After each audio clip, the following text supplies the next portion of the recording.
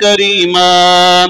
يا نساء النبي لستن كأحد من النساء إن اتقيتن فلا تخضعن بالقول فيطمع الذي في قلبه مرض وقلن قولا معروفا وقرن في بيوتكن ولا تبرجن تبرج الجاهلية الأولى وأقمنا الصلاة وآتينا الزكاة وأطعنا الله ورسوله إنما يريد الله ليذهب عنكم الرجس أهل البيت ويطهركم تطهيرا واذكرن ما يتلى في بيوتكن من آيات الله والحكمة إن الله كان لطيفا خبيرا. إن المسلمين والمسلمات والمؤمنين والمؤمنات والقانتين والقانتات والصادقين والصادقات والصابرين والصابرات والخاشعين والخاشعات والمتصدقين والمتصدقات والصائمين والصائمات والحافظين فروجهم والحافظات والذاكرين الله كثيرا والذاكرات أعد الله لهم مغفرة وأجرا عظيما. وما كان لمؤمن ولا مؤمنة إذا قضى الله ورسوله أمرا أن يكون لهم الخيرة من أمرهم ومن يعص الله ورسوله فقد ضل ضلالا مبينا.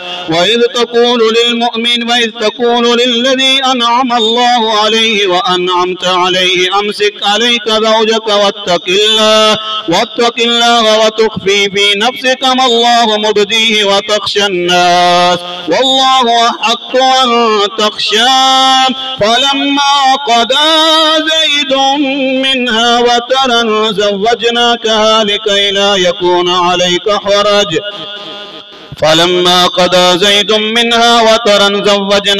لكي لا يكون على المؤمنين خرج في أزواج أدعيائهم إذا قضوا منهن وترا وكان أمر الله مفعولا. ما كان على النبي من حرج فيما فرض الله له سنة الله في الذين خلوا من قبل وكان أمر الله قدرا مقدورا. الذين يبلغون رسالات الله ويخشونه ولا يخشون أحدا إلا الله وكفى بالله حسيبا. ما كان محمد أبا أحد من رجالكم ولكن رسول الله وخاتم النبيين وكان الله بكل شيء عليما. يا أيها الذين آمنوا اذكروا الله ذكرا كثيرا وسبحوه بكرة وأصيلا.